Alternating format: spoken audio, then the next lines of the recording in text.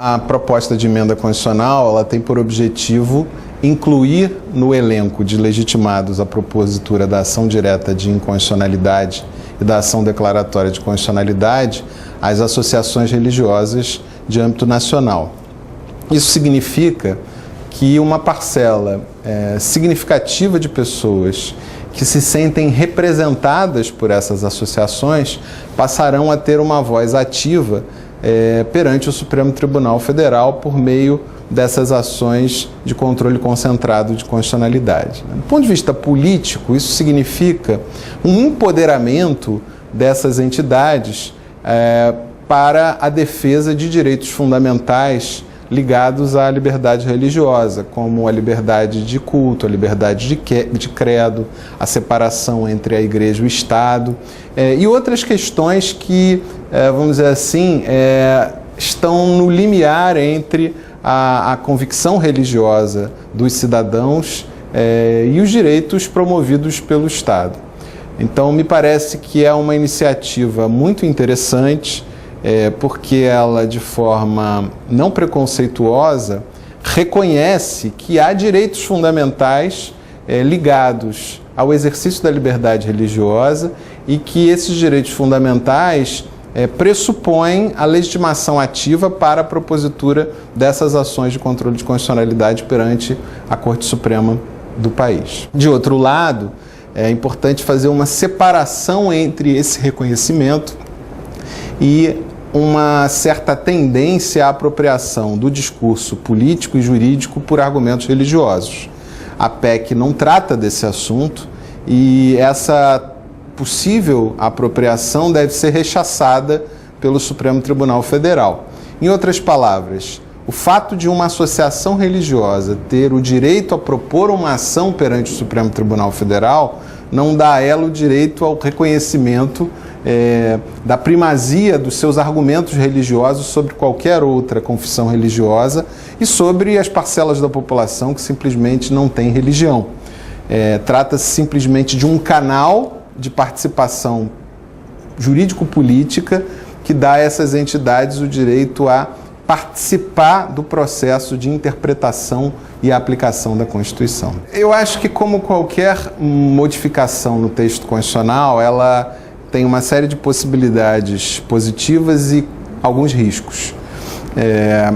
As possibilidades abertas por essa iniciativa dizem respeito a uma maior participação das associações religiosas e, consequentemente, das pessoas que têm convicção religiosa no processo de construção do significado da Constituição, o que é muito importante. De outro lado, os riscos envolvem um certo fundamentalismo religioso que pode estar presente nessas ações que vierem a ser propostas.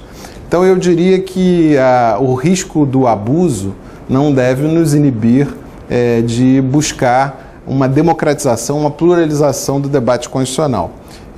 Por um lado, há um ganho democrático em termos de acesso à Suprema Corte, porque, de fato, há questões que pertinem às entidades religiosas e dizem respeito a valores religiosos da sociedade brasileira que não podem ser desprezados, porque não é possível confundir o Estado laico com o Estado ateu, enquanto o Estado laico ele tolera, permite e naquilo que é social e economicamente relevante para a sociedade até apoia as religiões, o Estado ateu as proíbe e por isso é um Estado opressor. De outro lado, há o risco desses instrumentos de controle concentrado serem veículos de fundamentalização do discurso jurídico. Questões ligadas a liberdades individuais, elas comportam uma análise religiosa, mas em qualquer sociedade liberal e democrática, essas questões se resolvem no âmbito da vida privada. As pessoas são livres para seguirem ou não determinadas religiões. Não cabe ao Estado se associar a nenhuma dessas religiões, dando caráter oficial aos seus argumentos. As decisões da Suprema Corte são e devem continuar sendo tomadas a partir de argumentos públicos, de argumentos compartilhados por todos os cidadãos a despeito da sua convicção religiosa ou da ausência dela.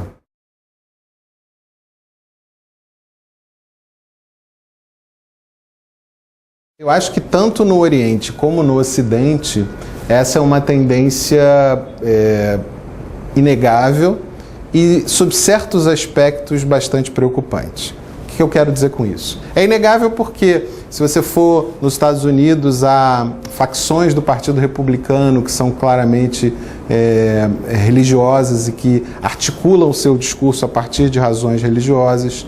Há uma presença muito forte da Igreja Católica na América Latina, cada vez mais de denominações pentecostais também na América Latina, na África. Há a presença do fundamentalismo islâmico no Oriente Médio, na Ásia, no Sudeste Asiático. Então, isso é uma realidade inegável. Ela me parece inevitável de um certo ponto de vista, mas do ponto de vista do Estado Democrático de Direito, ela deve ser observada com cautela e a democracia e os direitos fundamentais devem impor alguns limites a esse avanço religioso sobre o Estado, sobre a política e sobre o direito, o que também é uma realidade. Por quê? Porque só há democracia se houver pluralismo, e pluralismo pressupõe também uma pluralidade de confissões religiosas e de grupos que não professam nenhuma religião. Isso do ponto de vista cultural, né, não permitindo nenhuma espécie de dirigismo cultural em termos de modos de ser e de viver, construções de visões de mundo. O pluralismo envolve também essa pluralidade de culturas e de visões. Mas do ponto de vista jurídico, o exercício de alguns direitos fundamentais pressupõe limites a esse avanço religioso sobre a política e o direito. Basta você pensar no avanço dos direitos da mulher sobre o seu próprio corpo, né? As escolhas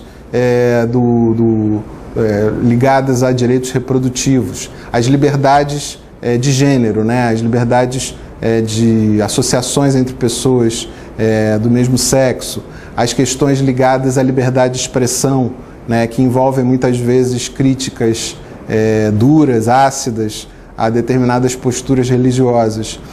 Tudo isso é pressuposto de um regime democrático, de um Estado democrático de direito, e que deve impor limites ao avanço dessas associações religiosas que se convertem em agremiações políticas e pretendem conquistar o poder.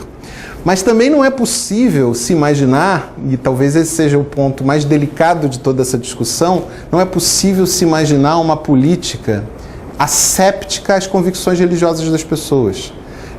Na medida em que a sua visão de mundo, a sua concepção filosófica sobre o sentido da vida e da vida coletiva é permeada de razões e de fundamentos religiosos, me parece que a democracia deve encontrar algum espaço para que essas pessoas apresentem as suas visões, os seus argumentos, desde que esses argumentos sejam articulados dentro da razão pública.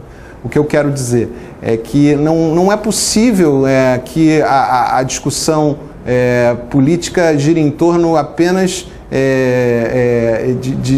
seja construída apenas em torno de razões puramente materiais, né? Isso, de alguma forma, está presente no ideal de vida das pessoas, as pessoas que professam alguma religiosidade, né? Elas só têm que ter um espaço certo e a forma certa de articulação dos seus argumentos, né? Então eu vejo como uma tendência realmente, uma tendência que pode trazer alguns riscos para a democracia e para o Estado de Direito, mas é uma tendência inevitável e uma tendência que deve ser, vamos dizer assim, enquadrada dentro de limites toleráveis à democracia e ao Estado de Direito.